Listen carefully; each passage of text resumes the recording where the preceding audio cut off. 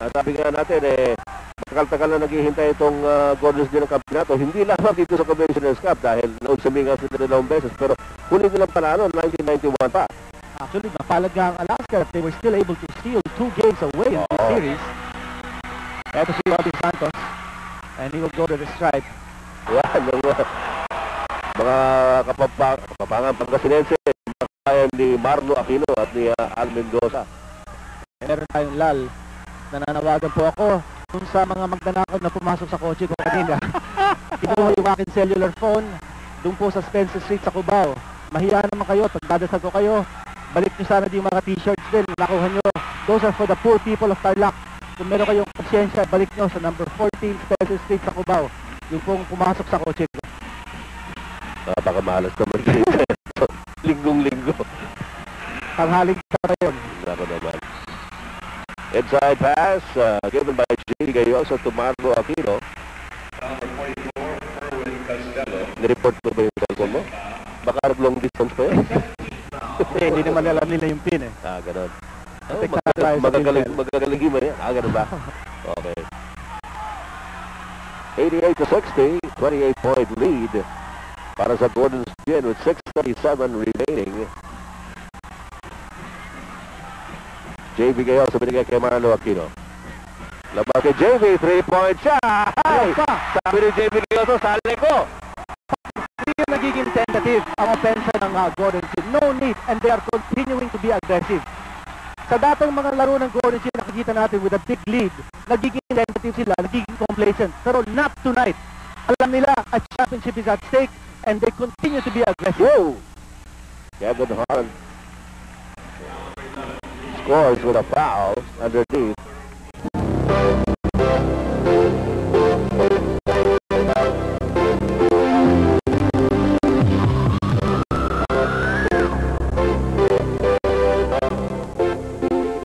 Na parang ang Gordon's Gin ay angat na angat dito po sa particular na half na ito. Totoo yan, man for man, size for size.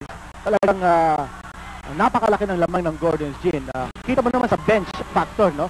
In all the games of this series, the bench of Gordon's has outscored Alaska, even in the games that Alaska has won.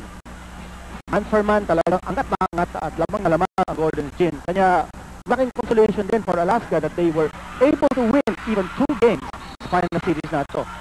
With 5:50 to go, we're just waiting for the final battle. David Gayoso picks up the foul against Rodney Santos. At yung dalawang beses na postpone na victory party ng Gordon's Gin, medyo naamoy-amoy ko na yung mga ginigisa ngayon. Ito, for turnovers nakita natin kanina, Gordon's capitalizing on misuse of Alaska. Kevin Holland inside. Ito, pinampila na lang ni Marlo Aquino na maka-score si Kevin Holland. Here's some pressure defense now on the part of Alaska, but Johnny Abarrientos no longer involved in the play. Neither is Bong Hawkins, and neither is George Lastimosa. The top 3 players of Alaska not playing here in this game with 5:22 to go. It looks like the white flag has been raised. Yes, the 26-point lead by Gordon's Gin over Alaska with 5:19 remaining. At mukhang naghihintay na nga lang tayo. As you look at Commissioner's Row, well, alam niyo naman, namumutik na naman ang mga personalities dito sa PBA. Marami tayong mga suki, kahit mula pa sa elimination round hanggang sa championships. Of course, Commissioner Jim Bernardino there with our big boss, the chairman of the board of Heritage Enterprises Incorporated, Carlos Perez. Mabanggit din natin, yung third conference natin, Governor's Cup, starting on September 21st. Ang prediction ko, we will probably have the most talented crop of imports that we have seen in a long time. Pinukwento nga sa akin na 7 feet ang wingspan. Partner yun, si Marlo Aquino. Tumira na naman sa labas, and Marlo Aquino is showing tremendous flexibility in the way he's playing offense in this game. Sabi nga ni Coach Tim Con, aminado siya na that he's the great equalizer now sa PBA. It's probably the most impactful players offensively and offensively sa PBA ngayon. Wala bagay natin yung third conference partner. Yung Pop Colo import na si Byron Houston, NBA veteran, first round draft choice in Chicago Bulls in 1992 with a wingspan of 84 inches. Kalahin nyo, that's 7 feet. 7 feet ang wingspan ni Byron Houston. Magaling siguro sa patintero yan. Kevin Holland. And What a finally job, taking the shot from the outside. Ang Gordon's Gin naman, ang kanilang import, well, nandito na, no? He's been here since June 30s, Pernell Perry. Pero meron din silang import waiting in the wings, no? MVP ng Australian League, Leon Trimingham ng Briarcliff College. Leon Trimingham, yung man ang waiting in the wings. Gordon's is not taking chances para sa third conference. And dito mo, 95-69, base ng abante ng Gordon's Gin over Alaska. Kevin Holland. Left-handed layup. Ayaw pa rin. Yun, si Kevin Ramas.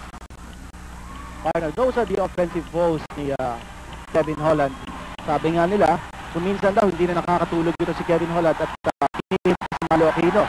Eh kung nakakatulog naman siya, nightmare naman ang naabutan niya. Malo Aquino din. Baka naman mabangungot sila. Malo Aquino. Good turn. Nilabas kay Gayor for the three. Ay, nako. Talaga naman. When it rains, it pours.